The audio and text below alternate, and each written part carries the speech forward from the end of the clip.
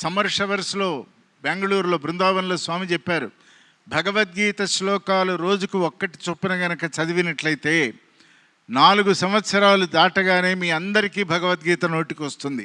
రావాలి, నోటికి వస్తూ ఉండగానే దానిలో ఉన్న తత్వార్థం తెలుసుకోవాలి. తత్వం తెలియకుండా భాష మీద నిలబడితే అది ఎక్కువ కాలం నిలబడేది కాదు. భాష ఒక వ్యక్తి అభివ్యక్తి, it is a communication skill, అంతే. భావం ప్రధానం. భావానికి చివరి అంచు శిఖరం ఏది అంటే అది తత్వం. తత్వాన్ని తెలుసుకోవాలి. సత్యసాయి భగవానుడి గురించి ఎన్ని కీర్తనలు పాడినా, ఎన్నెన్ని రకాలుగా చేసినా అది ఆనందాన్ని కలిగిస్తుంది. వీణుల విందంటామే, చెవులకి విందు. మరి మనస్సుకి హృదయానికి ఆ ఆనందం ఎప్పుడు కలుగుతుందంటే స్వామి యొక్క తత్వాన్వేషణలోకి మనందరం కూడా వెళ్ళాలి. ఆ వెళ్ళటానికి వచ్చినటువంటి మనబోటి వాళ్ళందరినీ కూడా నడిపించటానికి వచ్చినటువంటి అవతారమూర్తి భగవాన్ శ్రీ సత్యసాయి బాబా, అంటే మన స్వామి, అంతే. అందుకనే ఆయన సనాతన సారథి అయినారు. సనాతన సారథి వచ్చి విషయాలని సనూతనంగా చెప్పారు.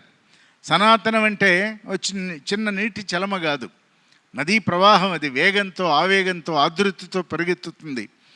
ఎందుకు పరిగెత్తుతుందంటే మనందరినీ నడిపించడానికి అది వచ్చింది కనుక సనాతనమైన, వైదికమైన, ఆర్షమైన, భారతీయమైనటువంటి ఒకానొక ధర్మాన్ని ఈ ప్రపంచానికి చెప్పాలి.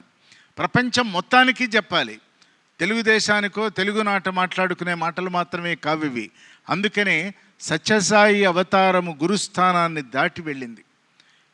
ఆ విషయం మనం ఒక క్షణం తర్వాత చెప్పుకుంటూ, ఈ గురువులందరితో పాటుగా మామూలు గురువులు ఉన్నారు.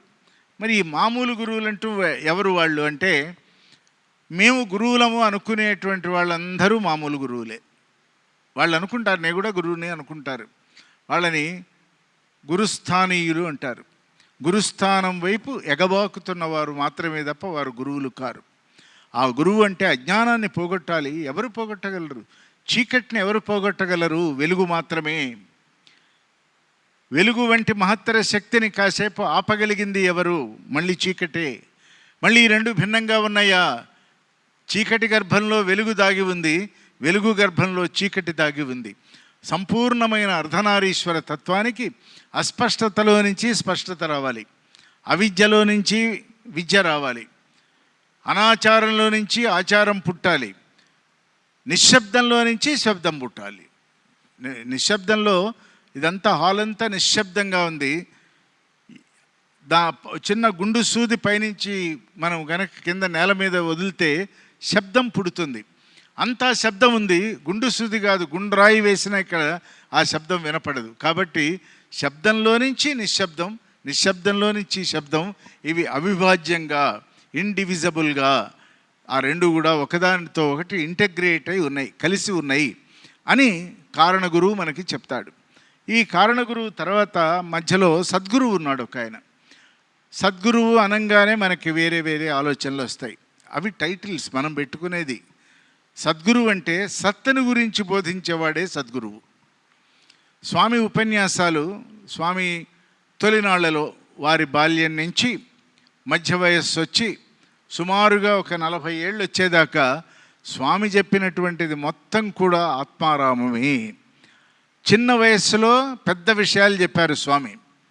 శరీరానికి పెద్ద వయస్సు వస్తున్నప్పుడు చిన్న కథలు చెప్పారు. మనం కథలు పట్టుకున్నాం, అసలు విషయం వదిలేసాం.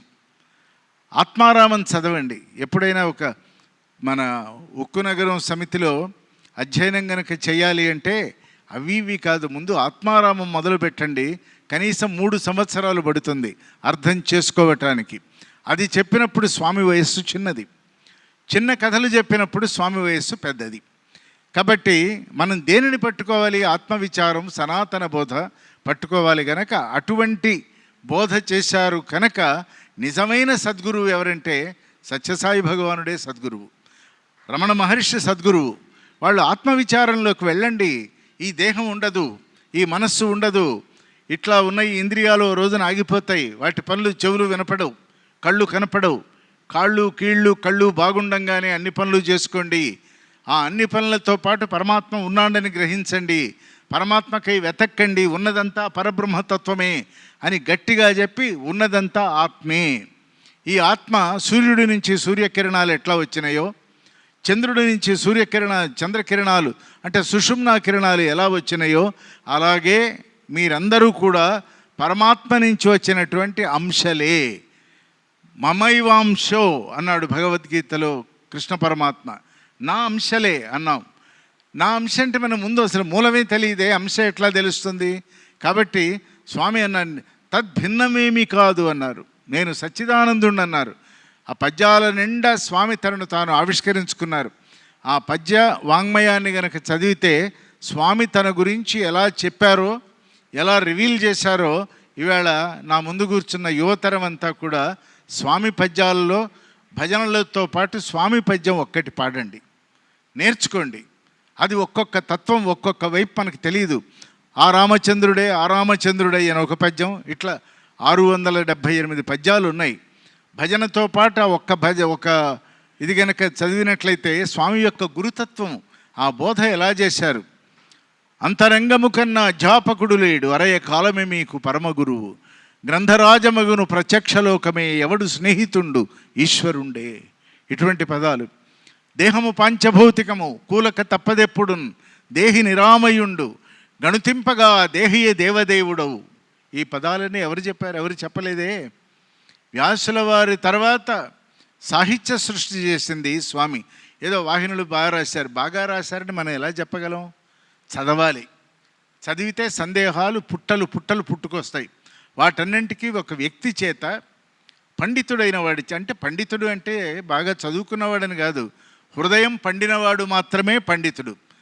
ఈ సందర్భంలో ఒకటి గుర్తొస్తున్నది.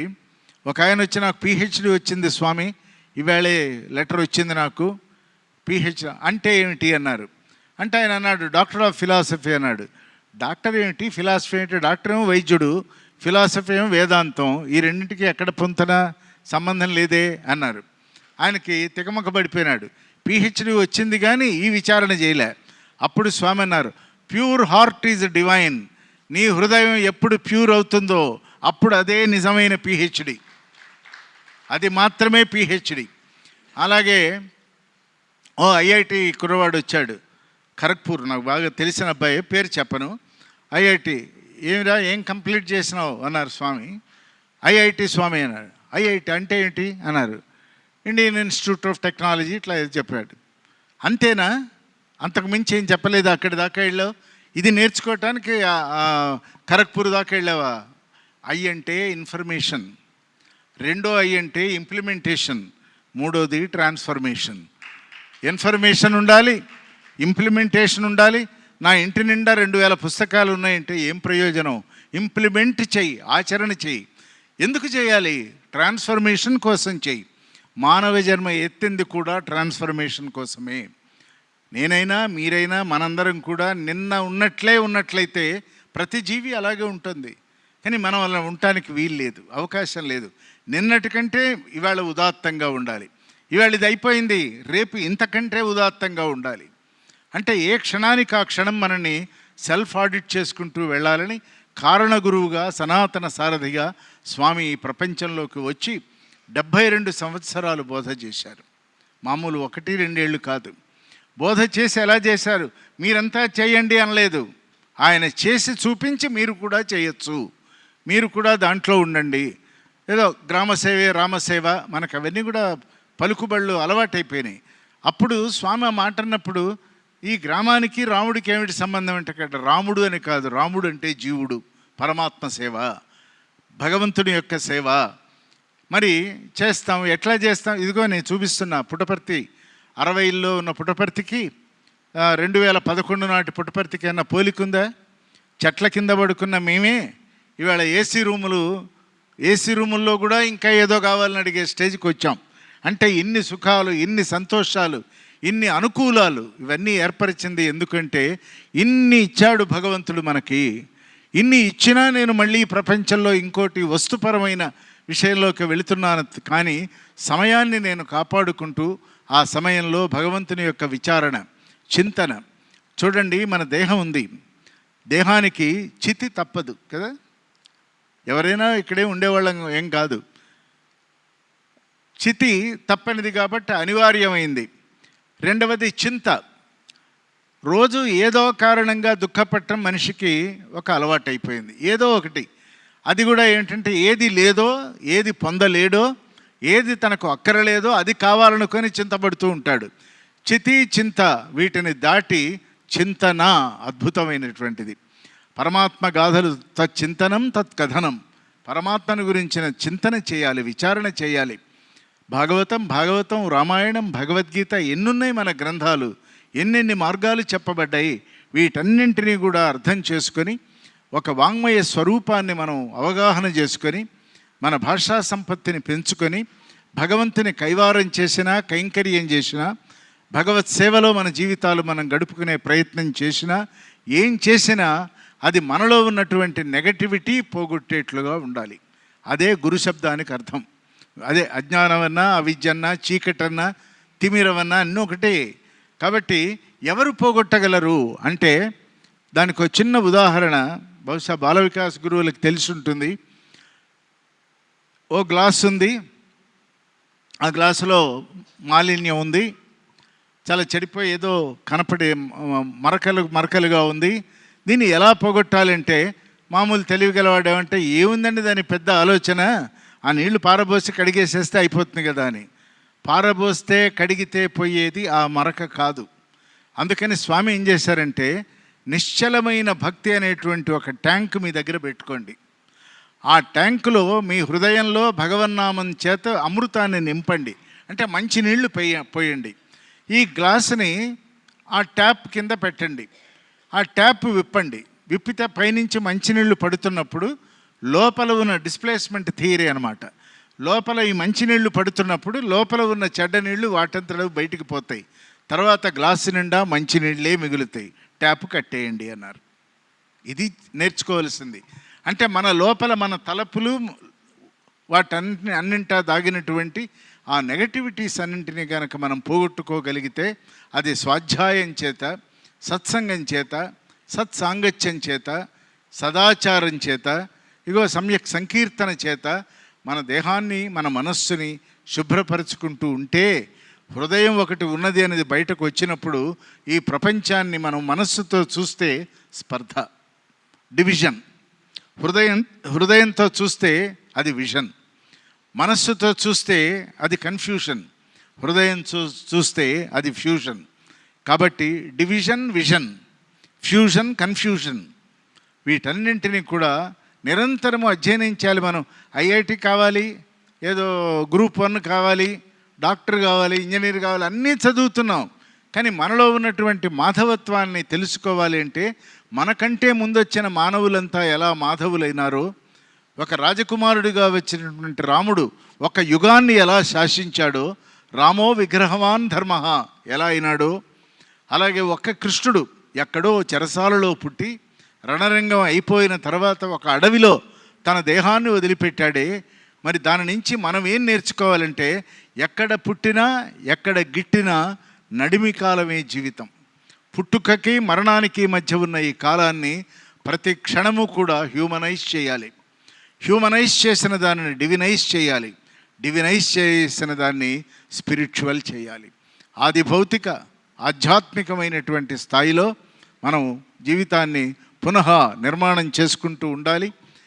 ఇవాళ ఈ గురు పూర్ణిమ ప్రత్యేకంగా నేను భావిస్తూ, ముఖ్యంగా ఈ మందిరం గురించి నాకు ఇష్టమని చెప్పాను. కారణం ఒకటి చెప్తాను మీకు.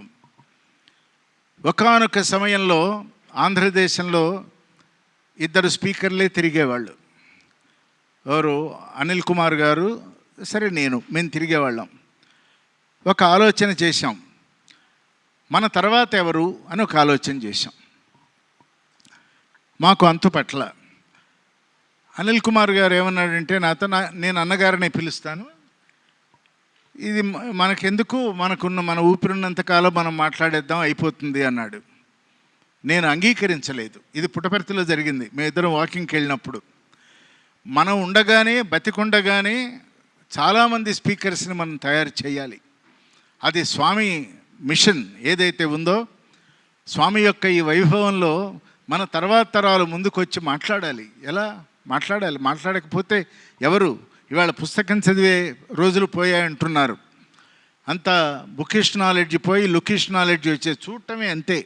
వాడెవడో చెప్తుంటాడు, మనం వింటాం. అది కాదని అనుకున్నప్పుడు ఆంధ్రదేశం మొత్తానికి కనీసం ఒక 20 మంది స్పీకర్స్ని తయారు చేయాలి అని అనుకున్నప్పుడు ఆ స్పీకర్స్ అందరినీ సెలెక్ట్ చేయటానికి అందరికీ ఓపెన్ ఆహ్వానం ఇచ్చి ఇదే మందిరంలో ఉక్కు నగరం సమితిలోనే దానికి శ్రీకారం చుట్టబడింది. ఆ రోజున అద్భుతమైన స్పీకర్స్ని నేను విన్నాను, ఎంత బాగా మాట్లాడారో. కానీ తర్వాత కాలంలో వాళ్ళెవరూ కూడా స్వామి ఈ సాధనలుగా వాళ్ళు మారలేకపోయారు. కారణాలు అవి మాట్లాడుకునేవి కావు. అంటే మాట్లాడగలిగిన వాళ్ళు ఉన్నారు. ఈవేళ స్వామిని నేను ప్రార్థించేది ఒకటే, యువతరంలో నుంచి పాడేవాళ్ళని పాడనివ్వండి, మాట్లాడే వాళ్ళకి పబ్లిక్ స్పీకింగ్ అనేటువంటిది ఒక ఆర్ట్. ఆ ఆర్టు మనతో భూస్థాపితం కాకూడదు. అందున భగవంతుని యొక్క ప్రచారం చేయటం అనేది స్వామి యొక్క అనుగ్రహం లేకపోతే జరగదు. ఆయనే ఎంచుకుంటారు అంటాం, నిజమే. ఎంచుకునేట్టుగా ఇన్స్ట్రుమెంట్ తయారై ఉండాలి. డాక్టర్ గారు ఆపరేషన్ థియేటర్లోకి వెళ్ళినప్పుడు రోగి ఒక్కడే ఉంటాడు, రోగం ఒక్కటే ఉంటుంది. కానీ ఆపరేషన్ చేయటానికి ఒక్కొక్క స్కాల్పెల్ అనండి, కత్తెరనండి, మరొకటి ఏదైనా సరే 4-5 ఉంటాయి ఆ ప్లేట్లో. ఆ నర్సు ఏది అందిస్తే తీసుకొని చేస్తూ ఉంటాడు. అవి ఎలా ఉంటాయంటే స్టెరిలైజ్ అయిపోయి ఉంటాయి, అన్నీ సమాన స్థాయిలో ఉంటాయి. ఒకే కత్తెరతో వెళ్ళాడు అనుకుందాం, ఒకే సూత్తో వెళ్ళాము అనుకుందాం, అవి పని చేయకపోతే పేషెంట్ పోతాడు. కాబట్టి ఒకళ్ళు కాదు, మళ్ళీ ఉక్కు నగరం సమితిలో నుంచే ఇటు స్త్రీలు, ఆ రోజున మీకు ఇంకో సంతోషకరమైన విషయం చెప్తాను, పురుషులు మాట్లాడారు, స్త్రీలు మాట్లాడారు. డామినెంట్గా 6 సెలెక్ట్ అయింది స్త్రీల నుంచి మాత్రమే. వాళ్ళంతా జిల్లా నుంచి వచ్చారు. వాళ్ళ పేర్లు నాకు గుర్తులేవు, కొన్ని పేర్లు గుర్తున్నాయి కానీ వచ్చారు. కానీ ఆ 6 కూడా మళ్ళీ స్వామి దాంట్లోకి వాళ్ళు స్వామితో ఉన్నారు, కానీ ఆ పని మాత్రం చేయలేకపోయారు. ఇది టైం. ఎందుకంటే స్వామి దేహం వదిలిపెట్టి కూడా 1.5 దశాబ్దం అయిపోయింది. ఎంతసేపు ఏదో మహిమ కాసేపు మాట్లాడి గంట మాట్లాడటానికి 3 కథలు చెప్పేస్తే అయిపోతుంది. మనం అందుకు పుట్టలా. కథ చెప్పాలి, కథనం చెప్పాలి, తత్వం చెప్పాలి, స్వామి అవతార పరమార్థం చెప్పాలి. చూడండి ఎంత అదృష్టం మనది అంటే, భగవంతుడు మానవ దేహం తీసుకుని వచ్చినప్పుడు ముందు వెనకగా పుట్టాం. ఆ అవతారమూర్తితో కలిసి జీవితాన్ని మనం సాగించాం, వారిని దర్శనం చేశాం, వారితో మాట్లాడాం, వారిని తాకాం, వారి నుంచి అనుగ్రహాలు పొందాం, అష్ట ఐశ్వర్యాలు పొందాం, అఖండమైనటువంటి శాంతిని పొందాం. కానీ మనం ప్రపంచానికి మళ్ళీ ఏమిచ్చాము అనుకున్నప్పుడు, మా అమ్మాయికి ఇచ్చాను, మా అబ్బాయికి ఇచ్చాను అన్నాం, కానీ మరొకటికి ఇచ్చామని ఎక్కడ వినపట్టం లేదు. స్వామి గనక అట్లా అనుకున్నట్లయితే మనం ఎవరూ ఆయన దగ్గరికి వెళ్ళగలిగే వాళ్ళం కాదు. పండితులని, పామరులని వేలూరు శివరామశాస్త్రి గారు చెప్పారు ఒక మాట. ఆయన అడిగేవారు ఆ రోజుల్లో, ఈ సత్యసాయిబాబా వారు అసలు ఎవరు అంటే, ఏదో మనం అంటాం సర్వదేవతాతీత స్వరూప, అలవాటైపోయింది అంతే. కానీ ఆయన 250 గ్రంథాలు రాసిన చాలా గొప్ప మేధావి, తాత్వికుడు. అడిగితే నాకు తెలియదండి, ఏదో చిన్న ఇబ్బంది వచ్చి పుట్టపర్తి వచ్చాను, చూస్తున్నాను, రోజు ఆ లీలలని గమనిస్తున్నాను, కానీ నాకేమైనా అంతు పట్టడం లేదు అన్నాడు. మళ్ళీ ఒక 6 నెలల తర్వాత మళ్ళీ ఒక బ్యాచ్ వెళ్ళి ఆయన అడిగింది, అదే నేను కూడా ఇంకా పరిశీలిస్తున్నాను, పరిశోధిస్తున్నాను, ఈ రెండింటికి పెద్దగా నాకేం తెలియటం లేదన్నాడు. మళ్ళీ ఒక 6 నెలలకి 3వ విడత వెళ్ళినప్పుడు ఆయన అన్నారు, బాగా గమనించాను, నాకు అర్థమైంది ఇంతే, సత్యసాయిబాబా వారు మీరు అనుకున్నట్లు రమణ మహర్షి కాదు, సత్యసాయిబాబా వారు మరొకటి కాదు, రామకృష్ణ పరమహంస కాదు, సత్యసాయిబాబా వారు సత్యసాయిబాబా వారే, అంటే యునిక్. అంతటితో ఆగలేదు ఆయన. ఇక సత్యసాయిబాబా వారినే పదం వదిలేశాడు. అది ఇలపై నడవటానికి వచ్చిన బ్రహ్మ పదార్థం. అది పండితులకి పరీక్ష, నిత్య పరీక్ష, పామరుడికి మాత్రం శ్రీరామ రక్ష అన్నాడు ఆయన. స్వామిని 4 లైన్లలో వర్ణించిన వాళ్ళు ఎవరు లేరు.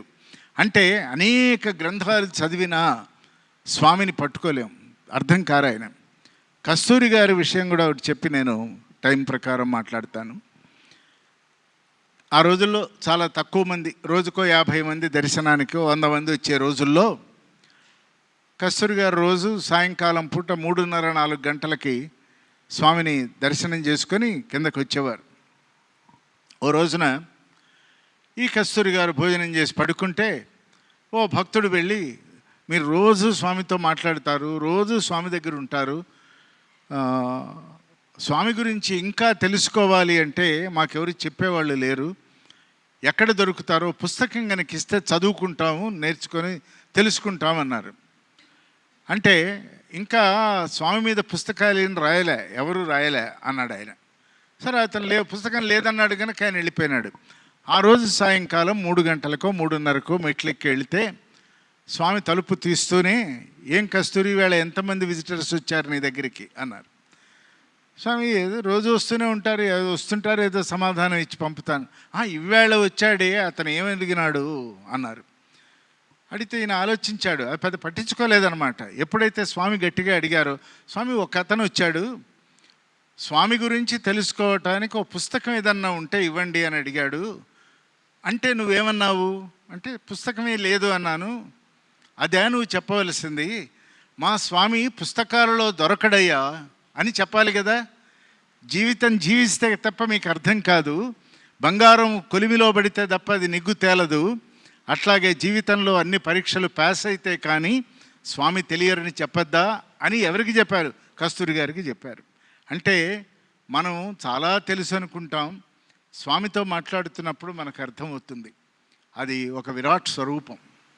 అది ప్రేమ కానీ, కరుణ కానీ, దయ కానీ, లేదు మనకిచ్చే శిక్షణ కానీ, మనతో మాట్లాడే తీరుతెన్నులు కానీ, వారు వాడే పదాలు కానీ, వారి అభివ్యక్తి కానీ, వారి ఆంగికం కానీ, ద బాడీ లాంగ్వేజ్ అంటున్నారే వేళ, వాటన్నింటి ద్వారా కొన్ని వేల విషయాలు మనం తెలుసుకోగలుగుతాం. అయితే ఇవాళ అందరూ అంటారు, మీరంతా చాలా అదృష్టవంతులు, స్వామి దేహంలో ఉండగా చూశారు, ఇవన్నీ క్లెయిమ్ చేస్తాం కదా. ఇవాళ వాళ్ళు కూడా అట్లాగే అంటారు, మీరు చాలా అదృష్టవంతులు, ఆయనకి చాలా దగ్గరగా ఉన్నారని. నేనేమంటానంటే, మా అదృష్టాన్ని పక్కన పెట్టండి, మీరు మరింత అదృష్టవంతులు. ఎందుకంటే స్వామిని ఆ రోజులలో ఏదో కొద్దిమంది దగ్గర నుంచి చూశారేమో కానీ చాలామంది దూరం నుంచే చూశారు. కానీ ఈవేళ మీరు మీ ఇంట్లో మీ సెల్ ఫోన్లో స్వామి ఎలా మాట్లాడేవారు, ఎలా ఉండేవారు, ఏం చేసేవారు, ఏ భజన పాడేవారు, ఏ భజనకి లీడర్షిప్ ఇచ్చేవారు, లీడింగ్ ఇచ్చేవారు, ఏ భజనలు రాసేవారు, వాటికి ట్యూన్ ఎలా కట్టారు, ఇవన్నీ కూడా చరిత్ర మీ ముందు విస్తృతంగా పరుచుకొని ఉన్నది. స్వామిని తెలుసుకోవాలి అంటే మహిమల ద్వారా మాత్రమే గాక, వాటిని వదిలిపెట్టమని చెప్పను, కానీ అవి మాత్రమే స్వామి కాదు. స్వామి అంటే ఒక భగవత్ తత్వం, ఒక పరమాత్మ యొక్క స్వరూపం. మానవ దేహం తీసుకొని వచ్చి కేవలం 5 అడుగుల 3 అంగుళాల శరీరాన్ని ధరించి వచ్చి సమస్త జాతిని ప్రభావితం చేసి ఈ ప్రపంచాన్ని ఈవేళ విశ్వగురువు చేయాలంటే ఏమిటి అని అడుగుతుంటారు వీళ్ళు. విశ్వగురువు ఏమిటి? అసలు ఉన్న సనాతన ధర్మాన్ని 7 సముద్రాలు దాటించి 188 దేశాలలో ప్రతిష్ఠింపజేసి ఆ దేశాలన్నీ పుటపర్తికి వచ్చేట్లు చేసిన విశ్వగురువు ఎవరంటే భగవాన్ శ్రీ సత్యసాయిబాబా వారు మాత్రమే. ఆయన ఎన్నడూ చేతిలో కాసు చెవిలో మంత్రం లేదు చెప్పారు. మీరు అటువంటి ప్రమాదాలకు వెళ్ళకండి. లోక గురువులు వస్తారు, లోకాన్ని గురించి చెప్తారు. శోక గురువులు వస్తారు. ఒకరోజు వస్తుంది ప్రజలే గురువులను రక్షించుకోవలసిన పరిస్థితి ఏర్పడుతుంది. ఇట్టి అనాచార భ్రష్టులైనటువంటి గురువుల జోలికి వెళ్ళకండి. ఎవరు సనాతనుడో, ఎవరు సనూతనుడో, ఎవడు బోధగురువో, ఎవడు కారణగురువో, ఎవరు సద్గురువో, ఎవరు జగద్గురువో, జగత్తుని గురువుగా ఎవరు భావించారో, జగత్తుకి ఎవరు గురువుగా భాషించారో అటువంటి సద్గురువుల వైపు మాత్రమే వెళ్ళండి అని స్వామి హెచ్చరిక చేసే 30 ఏళ్ళు అయిపోయింది. తర్వాత మరి అనేక మంది వాళ్ళ గురు స్వరూపాలు పెద్ద మాట అది, గురువులుగా చలామణి అవుతున్నటువంటి వాళ్ళ జోలికి మనం ప్రారబ్ధవశాత్తు కూడా వెళ్ళకూడదు. స్వామిని మించిన గురువు లేడు, స్వామిని మించిన దైవము లేదు, స్వామిని మించిన పరమాత్మ కూడా లేడు అనేటువంటి భావన మన ఎందు గనక ఉన్నట్లయితే ఇవాళ ఈ గురు పూర్ణిమలో మనం కొంత తాత్విక విచారణ చేసి తద్వారా ఉక్కు నగరం సమితి ఎప్పుడూ కూడా ఇటువంటి కొత్త ఆలోచనలకి తావిస్తూ వినూత్నమైనటువంటి ప్రణాళికలు రచించుకొని అలాగే ఇందాక చెప్పినట్లుగా స్వామి యొక్క సాహిత్యాన్ని చదవండి. సాహిత్యం రెండు రకాలు. స్వామి స్వయంగా రాసేది ఒకటి, స్వామి గురించి రాసేది ఒకటి. స్వామి గురించి రాసినప్పుడు రచయిత ఉంటాడు, స్వామి రచించినప్పుడు ఒక జ్ఞాని ఉంటాడు. మనకు కావలసింది జ్ఞానం, మనకు కావలసింది సత్యం. ఎందుకంటే సత్యం జ్ఞానం అనంతం. ఏమిటది? బ్రహ్మ. బ్రహ్మ వేరు కాదట. మళ్ళీ సత్యము బ్రహ్మ, జ్ఞానము బ్రహ్మ, అనంతము బ్రహ్మ. ఇటువంటి బోధనలు తీవ్రమైనటువంటి విస్తృత స్థాయిలో మనందరికీ బోధించినటువంటి సత్యసాయి భగవానుడి యొక్క దివ్య శ్రీచరణాలకి మరొక్కసారి ప్రణమిల్లుతూ, ఈవేళ ఈ గురు పూర్ణిమ సమయంలో ఇక్కడ ఉండటం చాలా చాలా ఆనందం. ఇది ఏ సిటీలోనూ ఉంటే చంద్రుడు కూడా కనపడ్డు. ఎందుకంటే కార్బన్ మోనాక్సైడ్తో ఆయన మూసుకుపోతాడు. ఇటువంటి పవిత్ర వాతావరణంలో బయట 1 గంట తర్వాత కనుక చూస్తే ఆ చంద్రుడి యొక్క కాంతి, ఆ వెన్నెల, అవన్నీ కూడా మన జీవితాలని కాంతిమయం చేయాలని, అలాంటి శక్తిని, యుక్తిని, భక్తిని